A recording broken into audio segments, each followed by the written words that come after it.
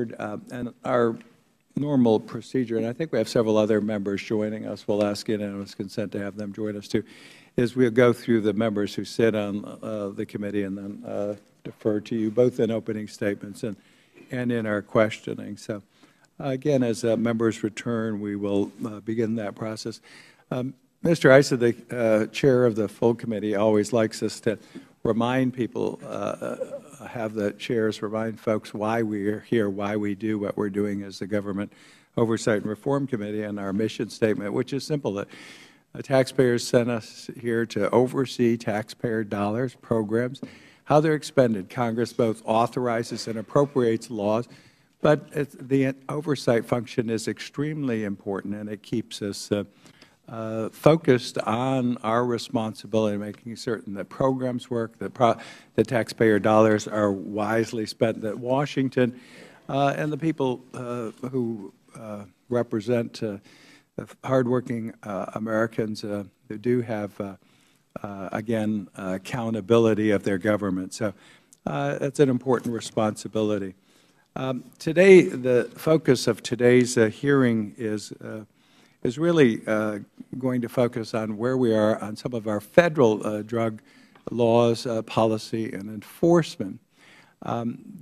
As most of you know, there's a growing disparity between what our laws say at the Federal level, now with our laws at the local and State level, complete opposites in some cases, and various officials from the President of the United States to administration officials going in different direction on the question of legalization of marijuana. As most of you also know, 20 states, the District of Columbia, have taken steps to legalize marijuana for medical purposes. And in 2012, Colorado and Washington legalized marijuana at the State level for recreational use. The only problem with this is we do have conflicting Federal statutes. I asked the staff to pull out Federal statutes, and these are actually the Federal statutes, Title 21, and that sets up a schedule, and it classifies substances and sets really the highest level of narcotics that are under Federal jurisdiction and the responsibility of enforcement. So this is the Federal law, and that's where we are at this point. What's taken place is, again, these states have taken actions, and localities, excuse me, this Washington crud is, let me have a little drink here, is something that comes with the cold weather.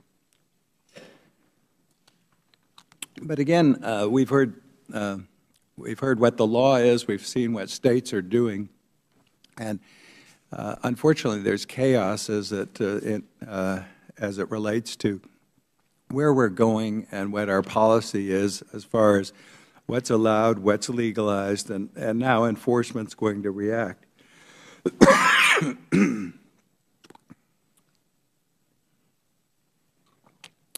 To compound this, in our society, we all look to the President for leadership, regardless of what party he is, and the current President has made some statements of late. In fact, just a few days ago, President Obama said, I'll quote, "I don't think it's more dangerous than alcohol," referring to marijuana.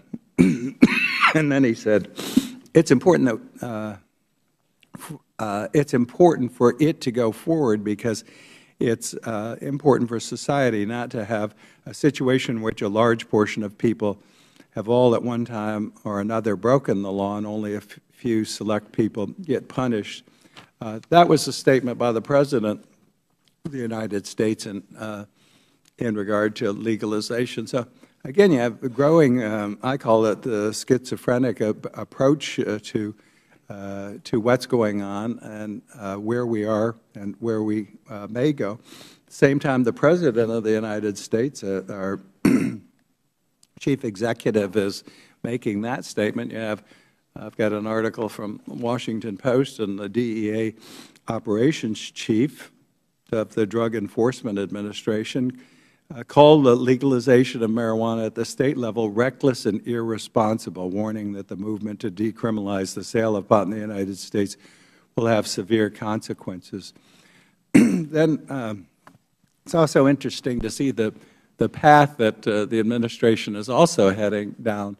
This is another article I just came across, and it said that the Department of Justice is now looking at releasing lower-level drug criminals who were sentenced under tough laws. In fact, this article, and I'll quote it, it says, "In an unprecedented move, the Deputy Attorney General James C. Cole asked defense lawyers on Thursday to help the government locate prisoners and encourage them to apply for clemency." Clemency drive as part of the Obama administration to deal with changes again in law. And again, we have an approach that is very fractured between federal, state, and local agencies and officials, as you can hear from what I just said. The witness that we have before us is actually under the Office of National Drug Control Policy. It was set there some years ago as part of the White House to help coordinate, again, national policy on drug use and abuse. And in spite of the federal prohibitions on marijuana, the Department of Justice has issued a policy memorandum that explicitly declines to enforce federal marijuana laws in states that have legalized it for recreational use. In fact, illegal marijuana dispensaries in Colorado and Washington are facing the realities of operating outside the federal law, and the Department of Justice recently announced they'll be issuing guidance that will allow federally regulated banks to serve these illegal businesses. The Department of Justice, and let me say, too, today we're only going to hear from ONDCP, but I do plan to try to have a continuum of dialogue on where we're going with this. And we invited the Department of Justice. They declined, wanted a little bit more time. We'll give them the time and then have them in.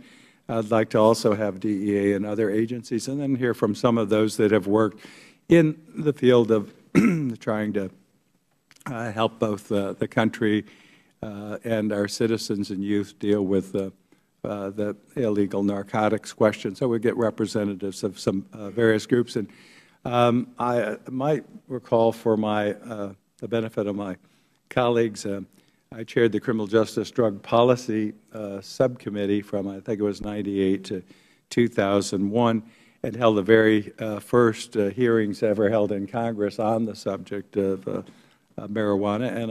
And saying that, we'd also invite, I think it's Normal and some of the other folks to participate in the discussions of where we're going.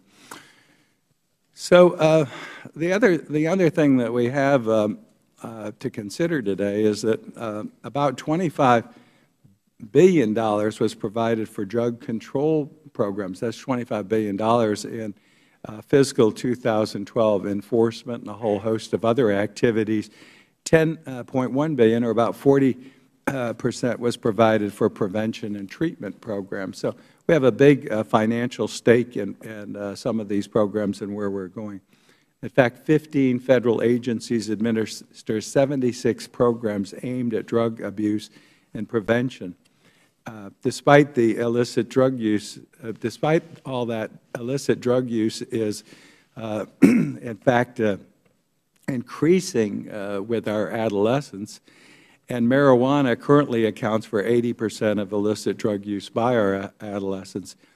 I think these are probably the most recent statistics. Usually some of these fall more than a year behind where But the 2011, the latest statistics we have, show that adolescent use of marijuana was the highest it's been in 8 years. And first-time users of marijuana have unfortunately increased under this administration, hitting also in 2011, my most recent data, a 10-year high. Well, maybe that's not a good term to use on this, but adolescent use of marijuana is associated with increased drug dependence, criminal activity, and even, again, the more potent marijuana that we have on the market today with affecting the IQ and also possibly the genetic makeup of folks. ONDCP, and we'll have a representative to speak for themselves today, and that department today has consistently worked to reduce the prevalence of marijuana use and focus on evidence-based prevention messaging.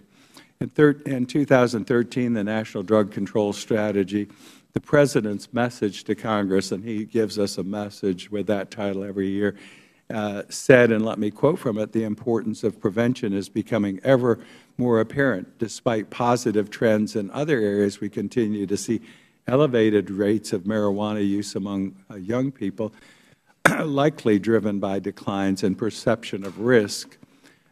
That's what the document, the official document that was sent to us said. So given the recent statements to the media in the past couple of weeks claiming that marijuana is no more dangerous than alcohol, it appears that, unfortunately, the President may in fact be a major contributor now to some of the declines we see in the perception of risk and what we're going to see in the future. So again, our hearing today will focus on our major agency dealing with this, the Office of National Drug Control Policy. We'll hear statements and hopefully some idea of where we're going. I have a number of questions, and we've had a lot of interest from members on both sides of the aisle to find out what direction the administration and our Federal laws are heading in the future on the question of marijuana use and legalization. With that, I'm pleased to welcome, with perfect timing, and we do have the full committee ranking member, but our ranking member of the subcommittee is Mr. Conley, a gentleman from Virginia. You're recognized in whatever order you wish to proceed. Mr. Chairman, thank you. But as certainly a courtesy, I would defer to Mr. Cummings, the ranking member of the full committee, if he has a statement. Thank you very much, Mr. Conley, and to you, Mr. Chairman. I want to thank you both for holding this hearing. And you're absolutely right, Mr. Chairman. This is a very complex and difficult issue. I want to also thank Deputy Director Botticelli for testifying before the subcommittee. This is also a quickly changing issue, and the positions of conservatives and progressives alike are evolving as we learn from experiences of states with legalization initiatives. According to a Gallup poll taken in October, 58% of the American people favor the legalization of marijuana.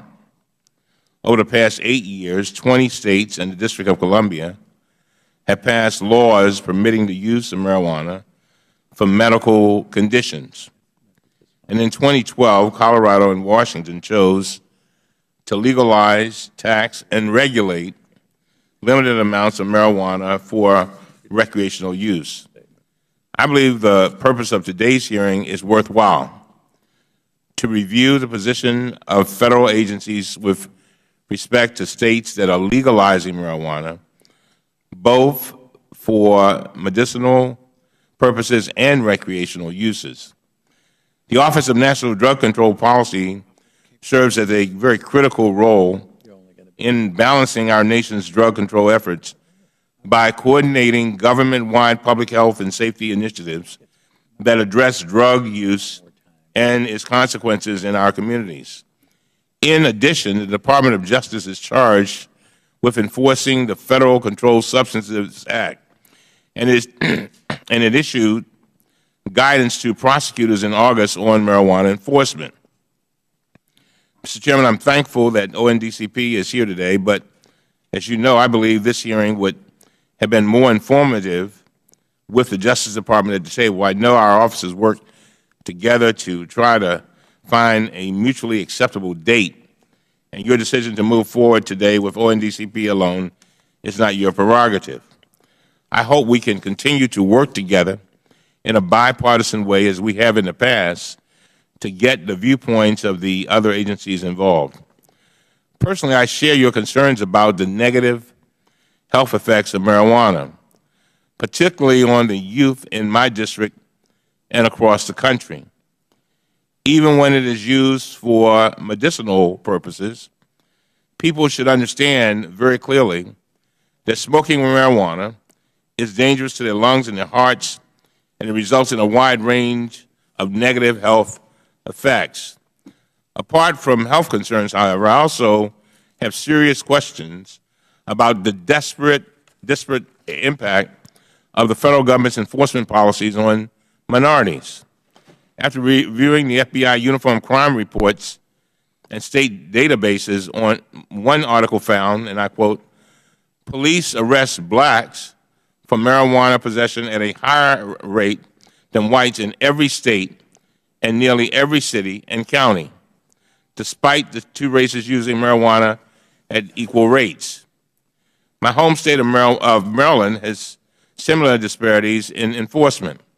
In October, the American Civil Liberties Union issued a report finding that, and I quote, "Police arrest blacks for marijuana possession at higher rates than whites in every county in Maryland," end of quote, accounting for 58% of arrests for marijuana possession. These disparities have a real impact on people's lives, their families, and their communities. An arrest for even the smallest amount of marijuana can disqualify a person for public housing, student financial aid, or even employment for life. These are the exact opportunities that so many low-income individuals need to lift themselves out of poverty. I think the President was exactly right when he said last week, middle-class kids don't get locked up for smoking pot. Poor kids do. And African-American kids and Latino kids are more likely to be poor and less likely to have the resources and the support to avoid unduly harsh penalties, and I would add to that records, criminal records, that remain with them for a lifetime. For these reasons, Maryland has chosen to decrease penalties to 90 days for possession of marijuana in small amounts.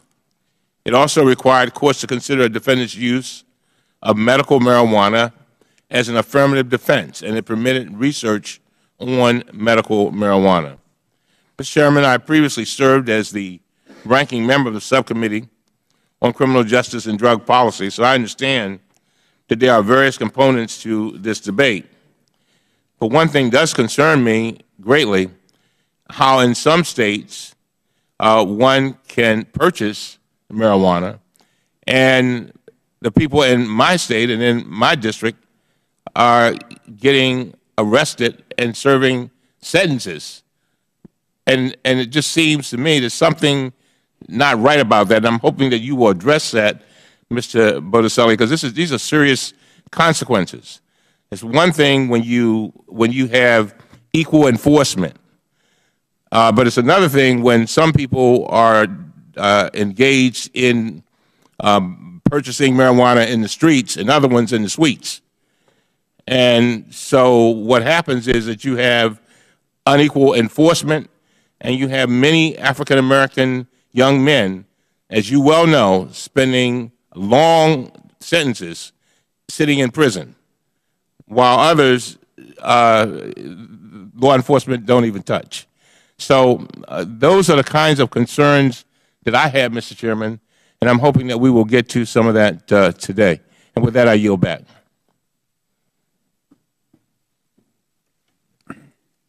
Gentleman's time has expired, but let's see, Mr. Turner, you had no opening statement.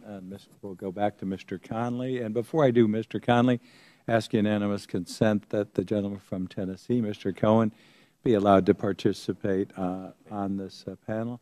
Without objection, so ordered. And we're also joined by Mr. Davis, who will be recognized after Mr. Conley because he is on the committee but not the subcommittee. Then we'll go in alphabetical order, and we'll hear from Mr. Blumenauer and Mr. Cohen next. Mr. Conley, you're up. Thank you, Mr. Chairman, and thank you for holding this hearing to examine the federal response to state marijuana laws. I want to be clear from the outset, I'm not unsympathetic to the concerns raised by skeptics on decriminalization. As a child of the 60s, I witnessed firsthand the ravages of drug abuse among so many friends and so many idols my generation had in both Hollywood and in the music scene. I count myself, frankly, a skeptic. Further, as a former senior professional staff member in the Senate Foreign Relations Committee, one of my jobs was the authorization of the International Narcotics Matter Bureau of the State Department, and I traveled the world looking at production and distribution of illicit drugs and saw the damage caused. But it must also be noted that simply ramping up criminal penalties, such as enacting mandatory minimum sentences through the Boggs Act and the Narcotics Control Act of the 1950s, did not prove effective in countering the very movement and the very ravages I just talked about in the 1960s. In addition, as a member of Congress, it's been disappointing to visit countries such as Afghanistan, only to find that many of the current international narcotics control challenges are the very same ones I looked at in the 1980s. Further, despite my wariness of outright marijuana legalization, I am alarmed by the figures contained in a recent FBI report that found in 2011, 750,000 Americans were arrested for marijuana law violation, which amounts to 1 American every 42 seconds. And that rate outpaced the total number of arrests made for violent crimes that same year. In 2010 alone, even in the face of budget shortfalls, states spent an estimated $3.6 billion enforcing marijuana possession laws, a total that represents a 30% increase compared to the amount spent a decade earlier, and this in a time of extreme budget constraints at the state and local level. In an era of constrained budgets, this drastic increase in enforcement costs raises the important question over how effective we are prioritizing limited law enforcement resources. It's troubling that despite 4 decades of federal efforts to enforce the criminalization of the manufacture, distribution, dispensation, and possession of marijuana, the United Nations World Drug Report found that while global cannabis consumption stays fairly stable, marijuana use is actually increasing here in the United States. The federal government's ineffectiveness in significantly reducing marijuana becomes even starker when one contrasts our nation's failure to stem rising marijuana usage rates with the results of our country's anti-tobacco campaign, which has actually been pretty successful. Without resorting to a policy of prohibition or criminalization, our country has brought tremendous resources to bear in an effort to prevent and reduce tobacco use, especially among young people. And those efforts are working. Our nation cut adult smoking in half, from 42.4% in 1965 to 18% in 2012.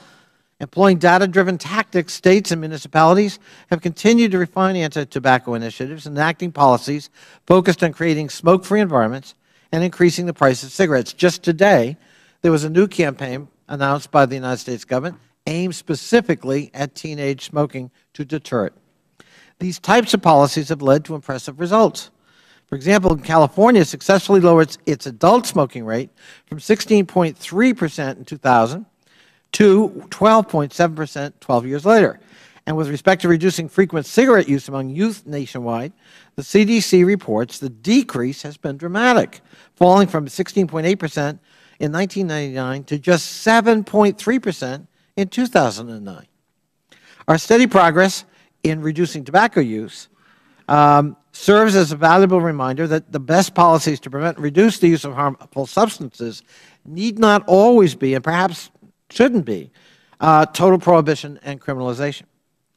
Beyond questions of effectiveness, Congress must also not forget the issue of equity, which the distinguished ranking member eloquently pointed us to. Research has found that in 2010, Black Americans were nearly 4 times as likely as white Americans to be arrested on charges of marijuana possession, even though both groups use marijuana in roughly equal percentages. Worse, the data indicates that these racial disparities are even greater when you dig down to the state level. Black Americans being 8 times as likely as whites to be arrested in certain states, Iowa, Illinois, and Minnesota, for example. I cannot help but view all of this data through the prism of my time in local government, where we prioritized results over ideology, and we allowed evidence to guide policy, particularly when addressing matters of public health and safety. I've long believed that the federal government governs best when it truly listens and learns from the states, which for decades have served as the laboratories of our democracy. The citizens of states across the country seem to have spoken loud and clear. They want their local governments to have the opportunity to innovate and even experiment with regulatory and enforcement frameworks governing marijuana use specifically. I believe it's in our national interest to let those ongoing laboratories of democracy proceed, and while we learn from them. And with that, Mr. Chairman, I yield back, and I thank you for your indulgence. Thank the gentleman. We'll hear now from a gentleman from Illinois, Mr. Davis. Thank you very much, Mr. Chairman, and I too want to thank you for holding this hearing. And I think many of us approach it with mixed feelings and mixed emotions. Over the weekend, I've been involved in several conversations simply with friends and relatives, and I don't think in any of those did we reach any conclusions. We all had different feelings, different thoughts, different ideas. I'd like to be associated with the comments relative to the disparities in arrest that the ranking member made, as well as Mr. Connolly. And quite frankly, I think that my state, the state of Illinois, has a shameful record. There are a lot of things that I'm proud of my state about, but when it comes to this kind of disparity, it's hard to imagine that it actually does exist and that it is continuing. Mr. Barcelli, I'd like to ask some questions relative to the role of OCDP as we explore this issue and as we talk about it and as we try and clarify what the role of your office might be relative to the prospective legalization of marijuana. According to the National Drug Control Policy Reauthorization Act of 1993, your office is not permitted to use any federal funds to conduct any study or contract relating to the legalization for a medical use or any other use of a substance listed in Schedule 1 of Section 202 of the Controlled Substance Act, which includes marijuana. How does this congressional mandate restrict your ability to examine the spread and legalization of medicinal marijuana and its alleged benefits? Yes. Sorry. Oh, we're doing. Oh, well, I'm delighted to continue in a. Pull that. It's a little hard to hear you, Mr. Davis. Just up a little bit closer. Yeah, that's generally very unusual. I'm usually easy to hear. In a recent Gallup poll, for the first time, a majority of Americans were in favor of legalized marijuana. In addition, there is a clearly growing tide of states that have moved to legalize medicinal marijuana, and I, for one, have held the position for quite a while that it could and should be used for medicinal purposes. However, I'm not sure about the whole question of promoting in any way, shape, form, or fashion the usage for other reasons, because I'm afraid that, as I've seen with alcohol in the community where I live, there are stores where individuals are lined up before 9 o'clock waiting for them to open. And I'm fearful that we might see the same thing with the dispensation of marijuana. So, Mr. Chairman, I thank you for this hearing, and I yield back. Thank you, and we'll now hear from Mr. Blumenauer, the gentleman from Oregon. Thank you, Mr. Chairman. I appreciate the committee's courtesy in permitting me to join with you in this, and I think it is a timely and important hearing. I agree with the Chair that the Federal Government is not necessarily coordinated on this. I agree that the committee has a responsibility to deal with the use of Federal dollars, and I think you referenced $25 billion spent on drug enforcement overall. And I certainly agree wholeheartedly with the dangers of adolescent use of marijuana. I think the question before us that we might be able to explore today, and I hope we're able, under your leadership, to move further, is just how best are we going to address those issues. We have been engaged in an experiment of over 40 years of prohibition of marijuana, which has failed spectacularly. 50 million people use it annually. About half the American adult population has used it. As a couple of my colleagues have referenced, a majority of Americans now think it should be legal. And if you ask that question differently, if you say, should the federal government respect the decisions of the states, like we do with alcohol, that percentage goes up even higher.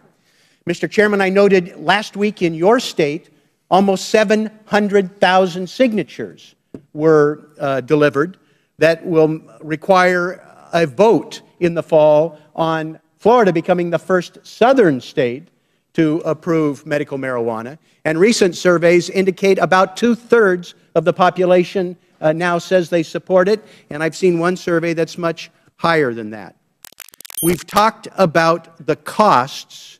I think if we shift from a prohibition, enforcement, incarcerate, and instead deal to tax and regulate, it's going to mean probably conservatively $100 billion of public dollars available over the next 10 years.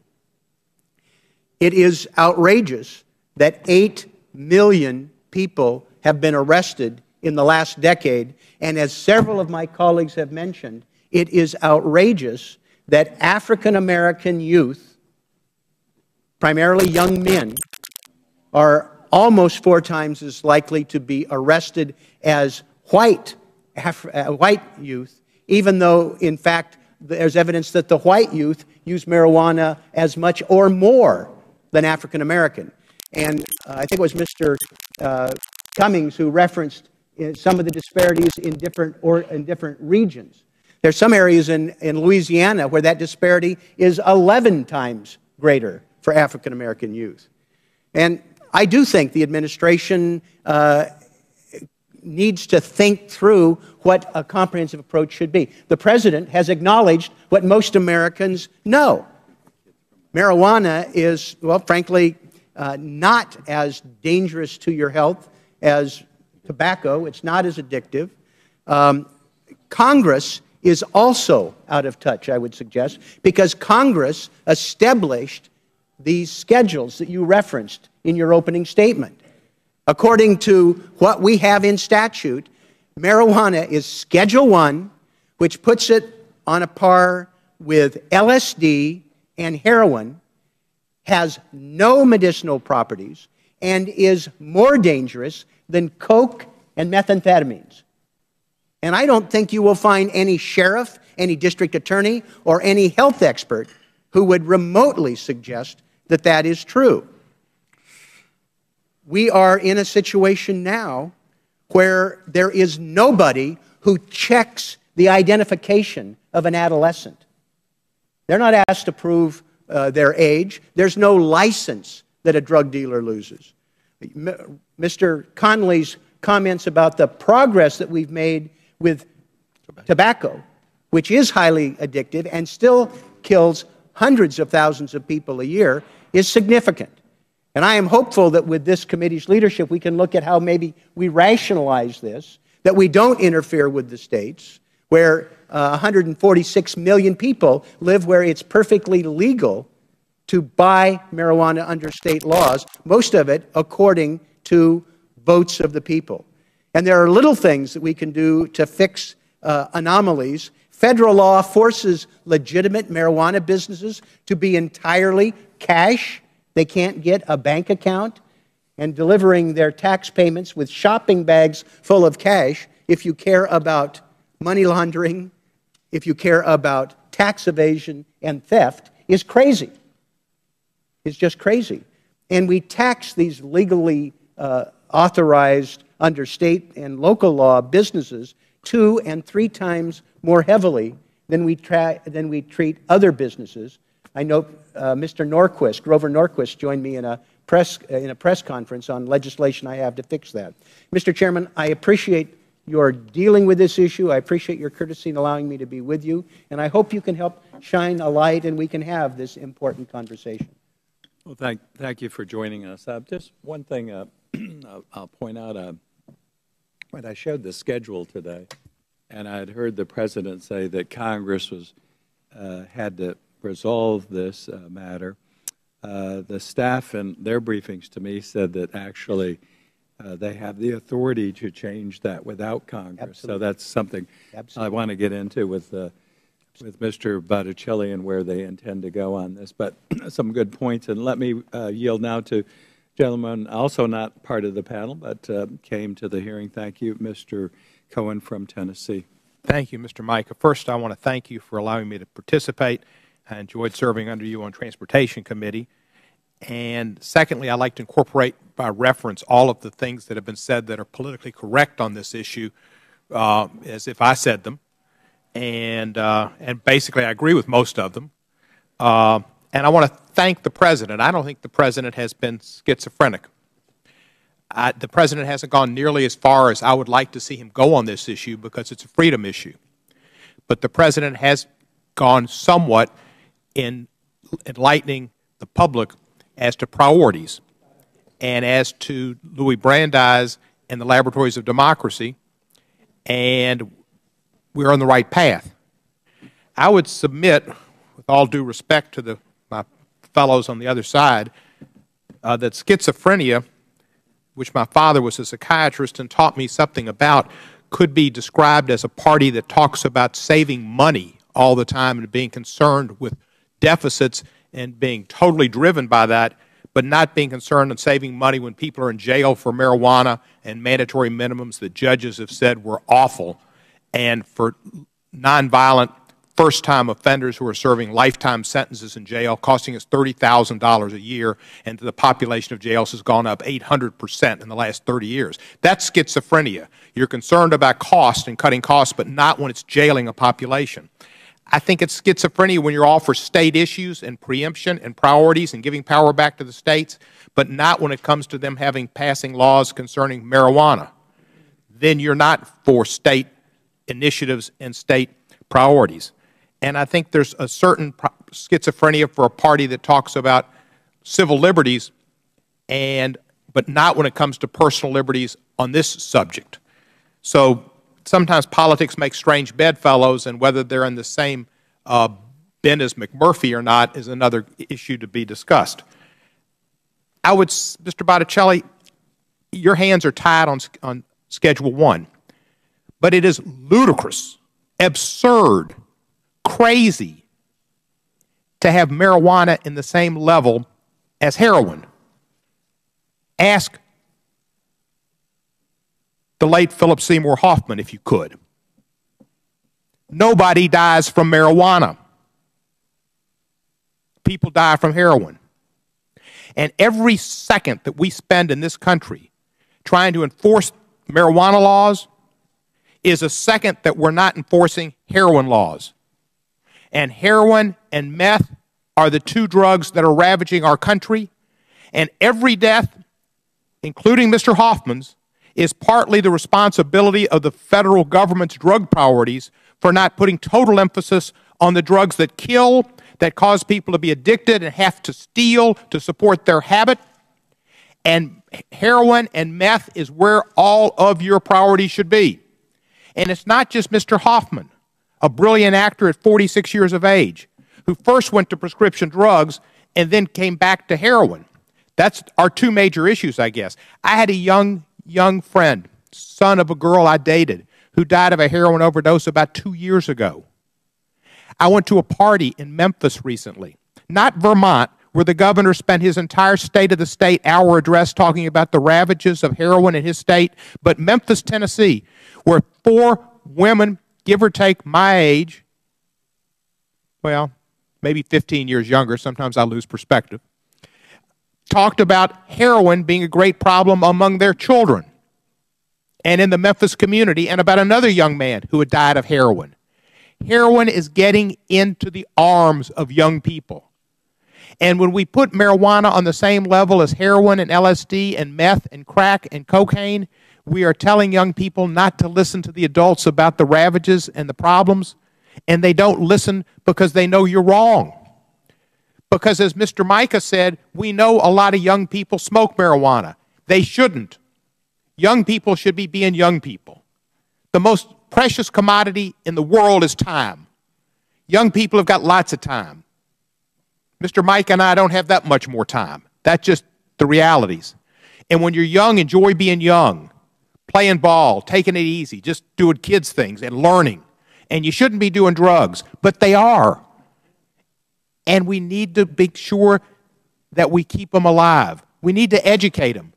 But our efforts ought to be toward meth and heroin. That's where efforts should be. And it shouldn't be Schedule 1. Anybody that goes to jail for marijuana is a crime. When people for possession are taking their liberties away, it's a waste of money, it's a waste of resources, it's a crime committed by our government. There is a cultural lag in this country, and this Congress is a leader in it. My time has expired. I thank the committee for allowing me to express myself. I will participate in questioning and yield back the non-existent remainder of my time. Yeah, I thank the gentleman, and I thank each of the members for their opening statements. We'll now turn to our witness at this hearing, and the witness is Mr. Michael Botticelli. He is the Deputy Director of the Office of National Drug Control Policy. Mr. Botticelli, it is the custom and practice of our committee and subcommittee as an investigative oversight panel in Congress to swear in our witnesses. So if you'll stand, please, raise your right hand. Do you solemnly swear or affirm that the testimony you're about to give before this subcommittee of Congress is the whole truth and nothing but the truth? The witness answered in the affirmative, and we'll let the record reflect that. Mr. Botticelli, you're the only witness today, so we won't hold you too much to the 5, but we'll try to keep you within that. If you have additional information you'd like to have submitted to the committee, the subcommittee, we would welcome that through request of the chair. And again, we thank you for your participation, and we'll recognize you now for your opening statement. Great. Chairman Micah, Ranking Member Conley, and distinguished members of the subcommittee, thank you for this opportunity to address the public health and safety issues surrounding marijuana in the United States. My name is Michael Botticelli. I'm the Deputy Director of the White House Office of National Drug Control Policy. Before I was sworn into this position in November 2012, I was the Director of the Bureau of Substance Abuse Services in the Massachusetts Department of Public Health. I have over 20 years' experience working in public health. I also served a variety of leadership positions and roles for the National Association of State Alcohol and Drug Abuse Directors. In addition, I am proud to say that I am one of 23 million Americans who is also in long-term recovery from addictive disorders. The Office of National Drug Control Policy was established by Congress in 1988 with the principal purpose of reducing illicit drug use, manufacturing and trafficking, drug-related crime and violence, and drug-related health consequences. We produced the National Drug Control Strategy, which is the administration's primary blueprint for drug policy. This strategy is a 21st century plan that is based on science and research. I'm here today to testify specifically about marijuana, the considerable public health consequences associated with the drug, and ONDCP's ongoing efforts to reduce and prevent its use and related consequences throughout the nation. In 2012 alone, nearly 32 million Americans aged 12 and older reported using the drug within the past year, making it the most commonly used illicit drug in the United States. Unfortunately, although overall marijuana use rates in the United States are well below what they were in the late 1970s, they have increased in recent years. Since 2007, current marijuana use among Americans 12 or older has increased from 5.8% to 7.3% in 2012, a difference of over 4 million people. While national surveys indicate that marijuana use rates among young people aged 12 to 17 have decreased from 8% in 2002 to 7% in 2012, this trend masked recent increases in use among young people, particularly between 2008 and 2011. Science tells us that youth perception of marijuana, as youth perceptions of marijuana decline, their use of marijuana goes up. And data from the 2013 Monitoring the Future survey reveal that the perceived harm of using marijuana regularly among 8th and 10th graders is at its lowest point since the survey began collecting this information in 1991. And among high school seniors, it's at the lowest since 1978. We also know that marijuana has considerable health and safety implications for users themselves, their families, and our communities. In 2012, approximately 4.3 million Americans met the diagnostic criteria for abuse or dependence on marijuana, more than any other drug. Marijuana use can have implications for learning and memory, and long-term use of marijuana begun during adolescence is associated with an average 8-point lower IQ later in life. And we are concerned about major increases in marijuana's potency, which has tripled over the past 30 years. The consequences of marijuana use are particularly acute in our healthcare and substance use disorder treatment system.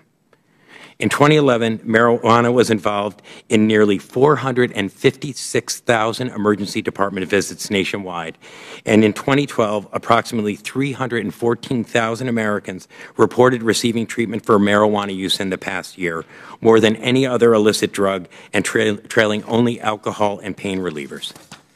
These figures represent a sobering picture of this drug's very real and serious consequences.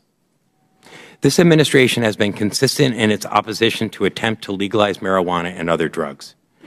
This opposition is driven by what medical science and research tells us about the drugs.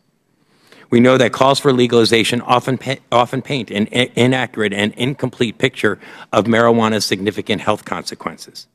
And while voters in Colorado and Washington voted to legalize the sale and distribution of marijuana in their states, the vote does not change the negative public health consequences of marijuana. Even advocates of the law in these states acknowledge the negative public health effects and maintain that underage use should not be permitted. As you indicated, Chairman, in establishing the Controlled Substances Act, Congress determined that marijuana is a harmful drug and made the illegal distribution and sale of marijuana a serious crime. Recent state laws have not changed the federal status of marijuana as a Schedule I controlled substance, and the Department of Justice's responsibility to enforce the CSA remains unchanged. As the Department of Justice has noted, federal drug enforcement resources prioritize and target serious crimes of dealing violent crime and trafficking. The Department of Justice has not historically devoted resources to prosecuting individuals whose conduct is limited to possession of small amounts of marijuana for personal use on private property. Recent Department of Justice guidance is consistent with this position and focuses on protecting public health and safety in states and communities, a goal shared by the entire administration. Office of National Drug Control Policy Strategy has supported a wide variety of programs to prevent illicit drug use from occurring, to treat those with substance use disorders in order to avoid involvement with the criminal justice system, and not to encourage criminal justice system, and encourages criminal justice system reforms to more humanely and more effectively treat those with substance use disorders through health interventions. To this end, we have supported a variety of community prevention efforts. One such powerful tool is the Drug-Free Communities Support Program, a program funded by the Office of National Drug Control Policy. DFC coalitions across the country have identified marijuana as a significant problem in their communities. Recent evaluation data indicate that where DFC dollars are invested and coalitions operate, youth substance use is lower. We are working with our congressional partners on reauthorization of this vital program. Our Above the Influence media campaign, which is being transitioned to the partnership at drugfree.org, is another important national tool for informing and inspiring young people to reject illicit drugs, including marijuana. We also know that there is a significant treatment gap in the United States. Only 1 in 10 people who meet diagnostic criteria for substance use disorder get care for their disorder. And often that is because of lack of insurance status. We recognize that we need to provide treatment for those who are dealing with the consequences of drug use.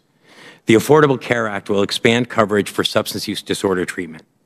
An estimated 27 million people, previously uninsured Americans, will have coverage that includes a substance use disorder benefit. In addition, ONDCP has identified reducing drug driving as a national priority. Data from the Department of Transportation show that in 2009, cannabinoid use was reported among 25% of fatally injured drivers who were tested for the presence of drugs. In conclusion, ONDCP continues to work with our partners to reduce the public health effects of substance use, including marijuana. We know that there are ways to prevent and reduce substance use in America, and we look forward to working with Congress on this objective. Thank you. Thank you, and we'll turn to questions. And I'm going to yield first to Mr. Turner, who has another obligation. Mr. Chairman, I greatly appreciate that. I do have another obligation. This gives me an opportunity to ask our question. Mr. Botticelli, in your statement, I was very taken by the sentence that says, the administration continues to oppose attempts to legalize marijuana and other drugs. So the natural question to you is, has the Office of the National Drug Control Policy been asked to weigh in on marijuana legalization battles that are going on in the states? If yes, what advice have you given during those battles, and do you plan to proactively weigh in on future legislative initiatives? If you continue to oppose it, what have you done? Our role in terms of legalization efforts has been to provide constituents at both the national, state level, and community level with accurate information as it relates particularly to the health consequences. How do you do that? I mean, what constituents? I mean, do you post it on your website? Do you actively get in touch with the decision makers? Do you engage in the dialogue that's occurring during these debates? We do it through our website by putting information on our website. That's what I thought. Going to my next question. Despite the implementation of legal dispensaries, despite the implementation of what allegedly are legal dispensaries, the DEA has found illegal operations and has raided several marijuana dispensaries in Colorado. How confident are you that 100% of the drug trade in Colorado is free from the influence of drug cartels? Sir, unfortunately, I'm the only representative at this hearing today, and I would ask that you defer those questions to either Department of Justice or DEA. Well, we'll do that. The only reason why I ask you this question is because when you stated in your written testimony what your role was, you said it was, let's see, we were established by Congress for the principal purpose of reducing, and I see the line here, drug-related crime and violence and drug-related health consequences, trafficking. And so I thought you would have a statement with respect to drug cartels.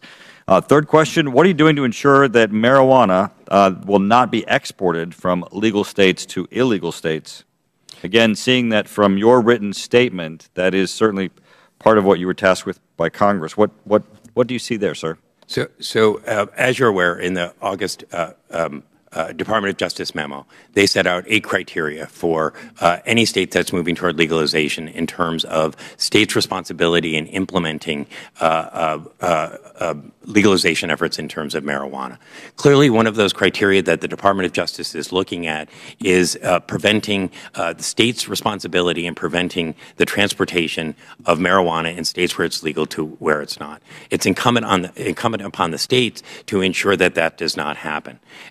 Our role in terms of Office of National Drug Control Policy is to really monitor not only the public safety, that criteria that they've laid out, but other public health and public safety criteria to determine what is the impact of legalization in those states as it affects those criteria. Do you have concerns as to what you're seeing from that monitoring? At this point, we are still gathering data, and I think it is premature to speculate in terms of those criteria and what the impact is seeing. Well, again, looking back to what you described as your own congressional charter, obviously there is an expectation on the behalf of Congress that there would be, an active role that you play. We'll look forward to your conclusions. Mr. Chairman, thank you.